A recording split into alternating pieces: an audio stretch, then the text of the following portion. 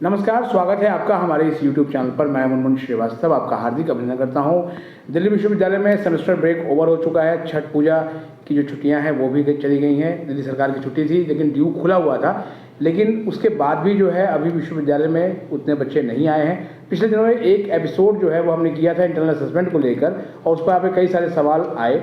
हम बात करने के लिए एक बार फिर पहुँचे हैं ड्यू के रामजस कॉलेज में और हमारे साथ हैं ड्यू के पूर्व कंट्रोलर ऑफ एग्जामिनेशन और निवर्तमान में रामजस कॉलेज के प्रिंसिपल प्रोफेसर अजय कुमार अरोड़ा। और उनसे जानते हैं कि सर इंटरनल असेसमेंट इतना महत्वपूर्ण क्यों है। स्वागत है हमारे चैनल पर। नमस्कार और धन्यवाद मुनमुन जी। देखिए, जैसे कि मैं पहले ही बता चुका हूँ कि दिल्ली विश्वविद्यालय में पिछले 15-16 साल से इंटरनल असेसमेंट लागू है। इंटरनल असेसमेंट आज के दिन में भी हर थ्योरी पेपर में 25% की उनको आईए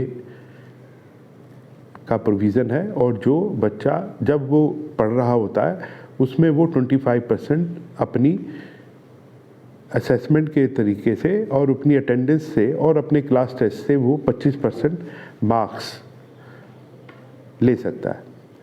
और NEP 2020 जिसको हम UGCF 2022 भी कहते हैं, उसके तहत बच्चे को ट्यूटोरियल के लिए भी एक क्रेडिट जो कि 40 मार्क्स होते हैं, उसके लिए भी जब वो अपना पढ़ रहा होता है हर सेमेस्टर में, वो अगर थ्योरी का पेपर है जिसमें एक क्रेडिट ट्यूटोरियल का है, वो भी असेसमेंट के थ्रू उसके लिए भी उसको अपनी असेसमेंट का इवैल्यूएशन प्रोसेस कंप्लीट करना पड़ता है।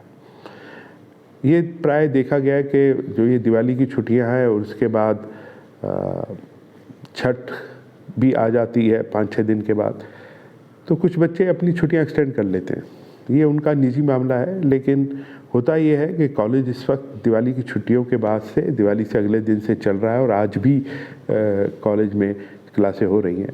जो बच्चे किसी निजी कारण से क्लासें नहीं अटेंड कर रहे हैं, नेचुरली उनकी अटेंडेंस का जो कंपोनेंट है वो कम हो जाएगा, जो कि टोटल का 5% होता है। तो 5% मार्क्स उनको अटेंडेंस के मिलते हैं। तो कृपया करके वो विद्यार्थी हैं वो अपनी क्लासें रेगुलर अटेंड करें। और जिन बच्चों का लेट एडमिशन हुआ है उनको तो मैं स्पेशली आपके माध्यम से कहूँगा वो आके ना कि सिर्फ रेगुलर क्लासेस करें, जो पोर्शन पहले हो चुका है और वो किस वजह से नहीं पढ़ सके या एडमिशन लेट हुआ उस वजह से, वो उसकी भी तैयारी साथ के साथ करना शुरू कर दें। एक बहुत इंपॉर्टेंट चीज़ मैं आपके माध्यम से में जिन बच्चों का 2024 में एडमिशन हुआ है उनको ये बताना चाहूँगा कि उनका प्रमोशन क्राइटेरिया, अर्थात उनका फर्स्ट और सेकंड सेमेस्टर के कंबाइंड क्रेडिट के हिसाब से प्रमोशन होगा, जो कि पहले डिफरेंट था। पहले जो जिनका एडमिशन 2023 या 2023 से पहले हुआ था, उनको दोनों सेमेस्टर में मिला के आधे पेपर अगर पास किए हों तो वो प्रमोट हो जाते थे। लेकिन जिन बच्चों का एडमिशन 2024 NEP के तहत हुआ है, उनका अंडर ग्रेजुएट में उनका जो प्रमोशन क्राइटेरिया बदल गया है। उसमें नंबर ऑफ़ पेपर्स ना होके नंबर ऑफ़ क्रेडिट्स हो गए हैं, जो कि नंबर ऑफ़ क्रेडिट्स हैं 28। और एक सेमेस्टर में वो 22 क्रेडिट नॉर्मली अर्न करता है। तो इसका मतलब है कि उसको फर्स्ट और सेकंड सेमेस्टर मिला के कम से कम 28 क्रेडिट वाले पेपर पास करने आवश्यक हैं। अगर 28 क्रेडिट से कम क्रेडिट के पेपर वो पास करता है तो वो 2025 में पार्ट 2 जिसे हम सेकेंड ईयर कहते हैं उसमें वो प्रमोट नहीं हो पाएगा। वापस आते हैं इंटरनल असेसमेंट में।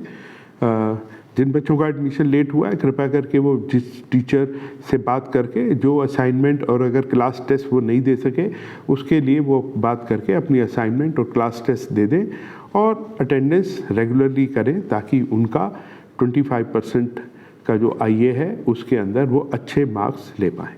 और वही उनका सिस्टम ट्यूटोरियल में है। जिस थ्योरी के पेपर में ट्यूटोरियल एक क्रेडिट का है, अर्थात 40 मार्क्स, जिसमें से 34 मार्क्स उसके assignment, class test, presentation, project, field work इस तरह से रिलेटेड है। और उसमें जो अटेंडेंस का कंपोनेंट है उसको मिला के उनके 40 मार्क्स होते हैं। और जो ये आईए और ये जो ट्यूटोरियल है, ये कॉन्टीन्यूस असेसमेंट मोड के सिस्टम के पार्ट है, अर्थात वो पूरी सेमेस्टर में जैसे पढ़ते हैं और जैसे अपनी assignment, class test, class presentation, इस तरह की सारे कंपोनेंट को मिला के इनका असेसमेंट होता है। अगर उसके बाद में दिल्ली यूनिवर्सिटी के नियम के तहत जो उनकी इंटरनल असेसमेंट होती है वो उनको दिखाई जाती है, उनको बताई जाती है, और अगर वो उससे सेटिस्फाइड नहीं है किसी वजह से तो कृपया करके जिस पर्टिकुलर डिसिप्लिन या स्ट्रीम से वो हैं उस डिसिप्लिन के डिपार्टमेंट के इंचार्ज से बात करके उसको रिजॉल्व कर लें। अगर उनकी कोई ग्रीवांस है अपने आईए या कॉन्टीन्यूस असेसमेंट, कॉन्टीन्यूस असेसमेंट सिर्फ ट्यूटोरियल तक ही सीमित नहीं रहता, वो आपका सेक वैक और एईसी में प्रैक्टिकल के लिए भी यूज़ होता है। तो वो जब एग्ज़ामिनेशन ब्रांच के पास वो चीज़ें चली जाती हैं तो प्राय उसको बदलना बहुत कठिन और कई बार नामुमकिन हो जाता है। तो इसलिए वो शुरू से अपनी क्लास में कॉन्टीन्यूसली पार्टिसिपेट करें और जो असाइनमेंट का मोड है या जो भी उनका असेसमेंट का मोड कॉलेज उनकी क्लास में है उसको पूरे तरीके से एक असेसमेंट करें और करवाएं। और अपनी आईए जब फाइनल हो जाती है वो टीचर आपको बताएगा, और आप ये देखिए कि जो आपने क्लास टेस्ट और जो अटेंडेंस है, क्योंकि अटेंडेंस दिल्ली यूनिवर्सिटी के रूल के हिसाब से हर मंथ की अटेंडेंस जो है वो वेबसाइट पे अवेलेबल होती है, उसको जोड़ के टोटल नंबर ऑफ़ क्लासेस से भाग करके आप देखिए कि आपकी अटेंडेंस 67% to 70% के बीच में है या 70 to 75 और 75 to 80, 80 to 85 और उससे ज़्यादा, और उसके कॉरस्पॉन्डिंगली आपको आईए में मार्क्स मिलते हैं। तो सर जैसे जिनका लेट एडमिशन हुआ तो वो अपना वो 67% कैसे अटेंडेंस? देखिए ये बहुत सिंपल होता है कि जो ये परसेंटेज ऑफ अटेंडेंस होती है वो होती है classes attended by classes, total classes. अब यहाँ टोटल क्लासेस में दो डोमेन हो सकते हैं। देखिए टीचर ने कहा जी मैंने तो क्लासेस लेनी शुरू कर दी थी 2 महीने पहले, लेकिन उस बच्चे की जब क्लासें उसका एडमिशन ही 1 महीने के बाद हुआ तो उसकी classes, total number of classes उस दिन से प्राय मानी जाएगी जिस दिन से उसका एडमिशन हुआ। तो ये भी परसेंटेज वो ध्यान दे के और अपनी टीचर से, कंसर्न टीचर से अगर उसमें कोई त्रुटि रह जाती है तो उसको रेक्टिफाई करवा लें। यानी सर जो अभी स्टूडेंट अभी तक नहीं आए, अभी तक भी उन्होंने कॉलेज अटेंड नहीं किया है तो उनका तो फिर एब्सेंट लग रही होगी? देखिए ये तो एडमिशन लेट हुआ वो सिस्टम का पार्ट है।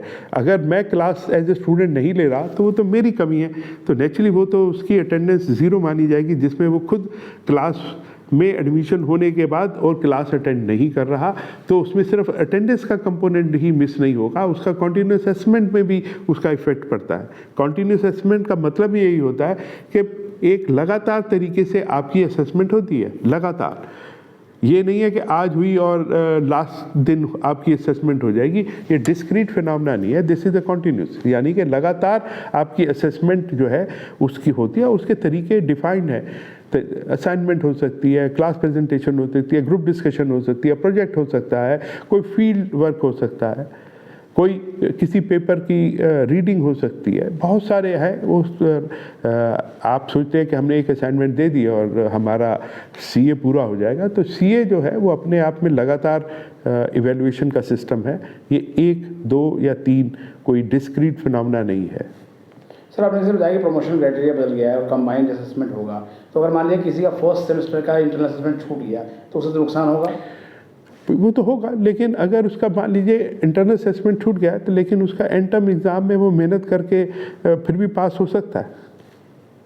ये तो सिर्फ 25% है, वो 75% में अपनी परफॉर्मेंस को बहुत ज़्यादा कर सकता है कि कम से कम वो प्रमोट हो जाए। अगर मान लीजिए वो एग्ज़ाम ही नहीं देता तो पक्की बात है, अगर कोई फर्स्ट सेमेस्टर के एग्ज़ाम नहीं देता तो वो किसी भी हालत में सेकंड सेमेस्टर के सारे एग्ज़ाम पास होने के बावजूद भी उसका प्रमोशन 2024 के जो बच्चे एडमिट हुए हैं उसका नहीं होगा। एक सर आज चलते चलते लास्ट सवाल, इंटरनल असेसमेंट में सर बदलाव किया जा सकता है? बिल्कुल, इंटरनल असेसमेंट में बदलाव किया जा सकता है। ये तो हमारे एनईपी का एक बहुत मेजर पॉइंट था।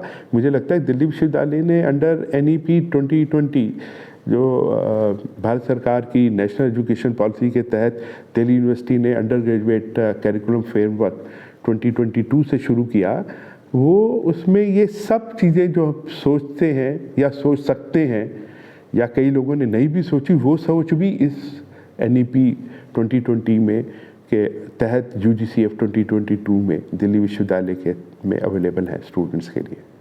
बहुत बहुत धन्यवाद सर, इंटरनेशनल अच्छी जानकारी देने के लिए और छात्रों को समझाने के लिए। नमस्कार, धन्यवाद जी।